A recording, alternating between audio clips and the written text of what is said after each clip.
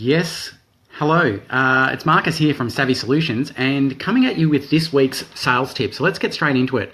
We always talk about frames in selling and the sales conversation, and there are definitely certain frames that need to be covered in a certain order in a certain way in order for you to get the best results.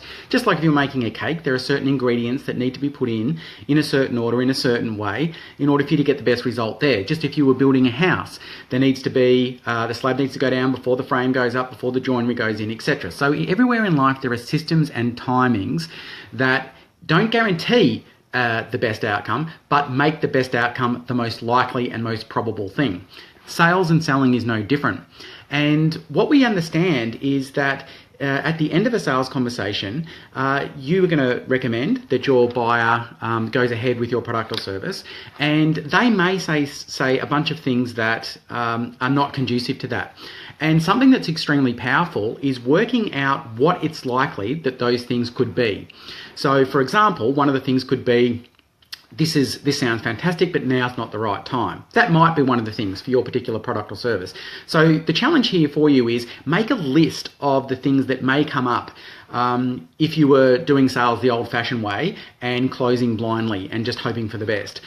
Make a list of things that may come up. And then what you then do is in the second last frame, so before you close, you can actually ask questions that cover off on those things in advance. So for example, the idea of this sounds great, but now's not the right time to do it. The question there would be to be asked in the frame before the close. I'm kind of curious, this is something you could have done a couple of months ago. It's something you could wait another year or two before you got going with. Why is now the right time for you? As your client answers that non-yes, no question, they are either going to inform you that absolutely now isn't the right time, and therefore you know what to close, and in this case it wouldn't be the business, or they're going to justify to you and they're going to hear themselves say out loud precisely why now is the right time. And remembering, anything the client hears themselves say out loud is about 10 times more powerful than anything you can tell them. So if they hear themselves saying that now's the right time, 5 minutes later in the conversation, due to a thing called the contradiction bias, they can't then contradict themselves and say, oh, it sounds great, but now's not the right time. So that's just one example. There are literally hundreds of these.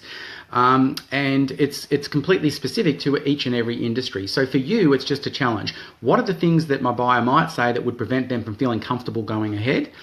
And what can I then reverse engineer one step back and turn that into a question so that we can explore that before I close? This way you're not closing blindly and you're closing in a very informed way, which massively ratchets up your closing success rates and your influence. And it makes the client feel really comfortable with the yes that they then go on to say. So I trust that makes a lot of sense. As always, if you'd like any extra on this, simply throw up a comment or send me a personal message on Facebook and I'll make sure you're well taken care of. It's a stellar day. Enjoy.